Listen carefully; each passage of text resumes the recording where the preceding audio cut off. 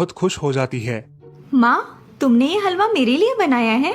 मुझे बहुत पसंद है।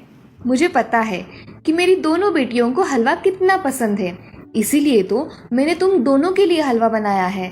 और मेरे लिए माँ? अरे हाँ बेटी, मैंने तुम्हारे लिए भी बनाया है। चलो अब जल्दी से खा लो, तुम दोनों को कॉलेज भी तो जाना है ना। जी माँ, मैं ये कटोरी ले लूँ? मुझे जल्दी पहुँचना है कॉलेज में। हाँ ले लो, और सुहानी तुम ये वाली कटोरी ले लो। जी माँ। दोनों भी हलवा खाती है और एक दूसरे की ओर बहुत गुस्से से देखकर वहां से चली जाती है।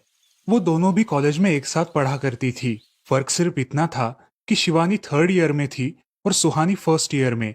उन दोनों में 2 साल का अंतर था। फिर भी दोनों में हमेशा नोकझोंक हुआ करती थी, जैसे कि वो दोनों एक दूसरे की दुश्मन हो। ऐसे ही एक दिन, दीदी, मेरे कॉलेज की ट्रिप जाने वाली है। तुम्हारी भी ट्रिप जाने वाली है क्या? हाँ, मेरी भी जाने वाली है, मगर मेरा जाने का मन नहीं है। क्यों दीदी? क्योंकि वहाँ पे तुम हो। मुझे भी कोई शौक नहीं है तुम्हारे साथ आने का। मैंने ऐसे ही पूछ लिया। मैं जा रही हूँ। शिवानी और सुहानी एक दूसरे की ओर मुंह फेरकर वहां से चली जाती है। अगले दिन दोनों भी कॉलेज में जाती है। तब उनके टीचर उनसे पूछते हैं, शिवानी, तुम कॉलेज की ट्रिप में आने वाली हो? जी सर, मैं आने वाली हूँ। ठीक है, मैं तुम्हारा नाम लिखवा देता हूँ। जी सर। ऐसा बोलकर टीचर ट्रिप के लिए जाने वाले विद्यार्थियों की लिस्ट बना लेते हैं। घर आकर शिवानी और सुहानी ये बातें अपनी माँ को बताती है। सुहानी, शिवानी, तुम दोनों ट्रिप के लिए जा रही हो, मगर वहां जाके झगड़ा मत करना, नहीं तो ट्रिप पे जाने की कोई जरूरत नहीं है। नहीं माँ, हम झगड़ा नहीं करेंगे। हाँ माँ, हम झगड़ा नहीं करेंगे। तो फिर ठीक है, तुम दोनों जाओ। ये लो ट्रिप के लिए पैसे, और बाकी के ये तुम्हारे पास ही रखना। माँ, हम कल जाएंगे और 2 दिन के बाद वापस आएंगे। ठीक है, चलो अब सो जाते हैं, कल तुम दोनों को निकलना है। अब वो सब खाना खाकर सो जाती है।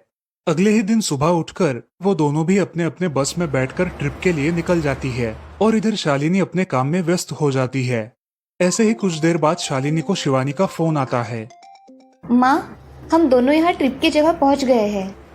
अच्छा बेटी, तुम दोनों ठीक हो ना? हाँ माँ, मैं रखती हूँ। हमें यहाँ अलग अलग स्पॉट देखने जाना है। ठीक है, और जब वक्त मिले तो फोन कर देना। हाँ माँ। अपना और सुहानी का ख्याल रखना।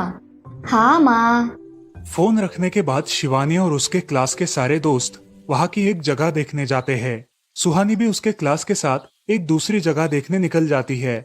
सारे बच्चे एक साथ घूमकर वापस आते हैं। शिवानी सुहानी को ढूंढती है, मगर सुहानी उसे कहीं दिखाई नहीं देती। इसीलिए शिवानी को बड़ी चिंता होने लगती है। अरे, ये सुहानी कहाँ रह गई? इसका तो कुछ भी पता नहीं। कहाँ ढूंढूं इसे? तभी शिवानी को सुहानी दिखाई देती है और उसके जान में जान आ जाती है। सुहानी, कहाँ गई थी तुम? मुझे कितनी चिंता लग गई थी तुम्हारी। अरे, मैं यहाँ ही थी मेरी सहेलियों के साथ। मुझे कुछ नहीं हुआ।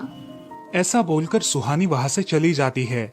दूसरे दिन सब लड़के लड़कियाँ जल्दी उठकर अपनी तैयारी कर लेते हैं और पहाड़ पर जाने के लिए निकलते हैं। वो सब आज थोड़ा घूमकर शाम तक निकलने वाले थे। सब विद्यार्थी एक हिल स्टेशन देखने चले जाते हैं। शाम होने तक उस पहाड़ी का मजा उठाते हैं, लेकिन सुहानी बिना किसी को बताए उस पहाड़ी के एक अनजान हिस्से में चली जाती है। वहाँ का मनमोहक दृश्य देखते देखते गलती से उसका पैर फिसल जाता है और वो वहाँ से नीचे गिर जाती है। शाम हो जाने के कारण सभी विद्यार्थी वहाँ से निकलने लगते हैं और यहाँ सुहानी एक पेड़ के सहारे उस पहाड़ी की चोटी पर लटकी रहती है। शिवानी सभी विद्यार्थियों में अपनी बहन को ढूंढती है, लेकिन वो उसे कहीं नहीं मिलती। सुहानी को ढूंढते ढूंढते शिवानी वापस उसी पहाड़ी के पास आती है और उसे आवाज लगाती है। सुहानी, सुहानी कहाँ हो तुम? दीदी, मैं यहाँ हूँ, बचाओ मुझे, मैं यहाँ हूँ। सुहानी की आवाज की ओर जाते ही उसे पता चलता है कि सुहानी पहाड़ी पर लटकी है। ये सब देखकर शिवानी बहुत घबरा जाती है। शिवानी अपनी पूरी ताकत लगाकर उसे ऊपर खींच लेती है। तुम यहाँ क्यों आई थी? अगर तुम्हें कुछ हो जाता तो मैं क्या करती? माँ को क्या जवाब देती? दीदी, मेरा पैर फिसल कर मैं वहाँ गिर गई। मैंने बहुत आवाज दी, मगर मेरी आवाज किसी ने नहीं सुनी। तुम ढूंढती हुई आई और मुझे बचा लिया। तुम दुनिया की बेस्ट दीदी हो। हाँ सुहानी, चलो अब घर जाने के लिए देर हो जाएगी, बस निकल जाएगी। सुहानी को ऊपर खींचते वक्त शिवानी के हाथ पर बहुत सारे जख्म हो गए थे। इसलिए सुहानी अपनी ओढ़नी फाड़कर उसके हाथ पे बांध देती है और अब वो दोनों बस के पास चले जाते हैं। क्या हुआ है शिवानी, हाथ से खून बह रहा है तुम्हारे? कुछ नहीं सर, मैं वहाँ पे गिर गई थी, अब मैं ठीक हूँ।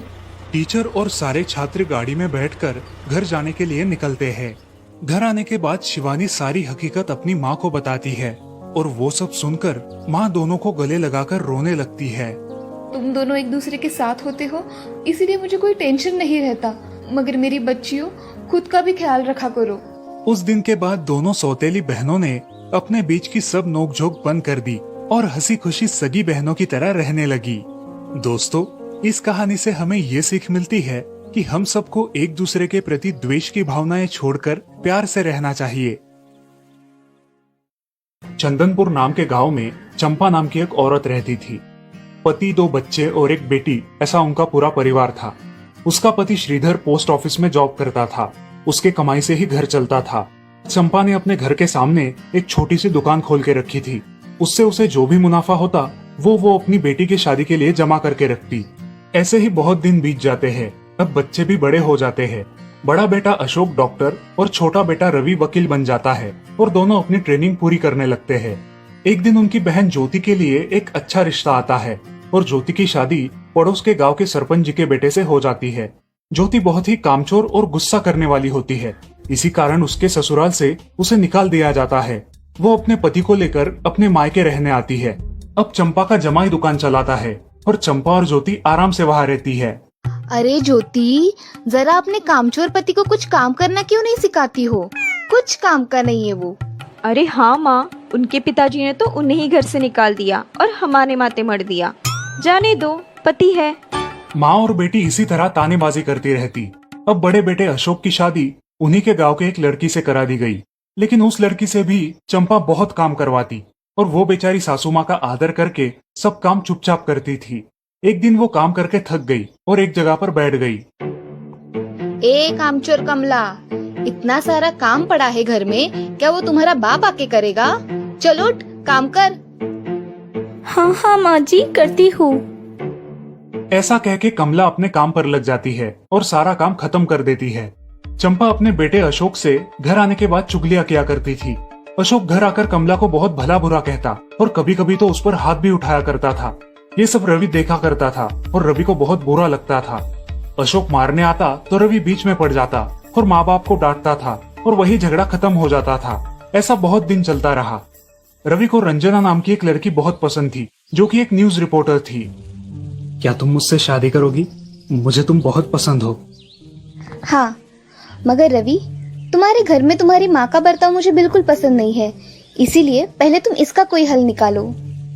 अरे रंजना, मैं हूँ ना तुम्हारे साथ, तुम्हें टेंशन की क्या बात है? मगर रवि, तुम भी अगर मुझे मारने पीटने लगे तो मैं तुम्हें कोर्ट में खींचूंगी। अरे हाँ बिल्कुल, वो तो तुम्हारा अधिकार है। अगले दिन रवि अपने घर में रंजना के बारे में बताता है। रवि की माँ चंपा उसे साफ मना कर देती है।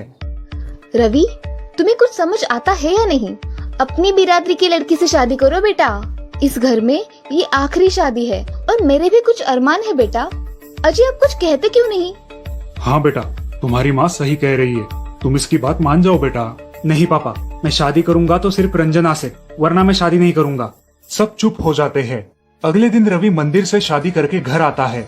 सब अचरज से रवि की ओर देखते हैं और चुपचाप अपने कमरे में चले जाते हैं। कमला उन दोनों का स्वागत करती है और वो दोनों अपने कमरे में जाते हैं। कैसे लगा मेरा घर? अच्छा है, मगर सब मिलजुल के रहे तो और भी अच्छा होगा। रंजना, तुम्हें मेरी माँ को सबक सिखाना होगा, तभी घर के सारे सदस्य ठीक हो जाएंगे। ठीक है रवि, जैसा तुम चाहो। अगले दिन रंजना अपने घर के मंदिर में पूजा करने जाती है। तभी रुको, मेरे भगवान के मंदिर में तुम मत आओ, जाओ यहाँ से। ये कहकर सास रंजना को वहाँ से भगा देती है और घर के किसी भी काम को करने से मना कर देती है। तब क्या माँ जी, आज से मैं इस घर की बहू हूँ। इस घर पे मेरा भी उतना ही अधिकार है जितना कि आपका। क्या बोल क्या रही हो? निकल जाओ मेरे घर से।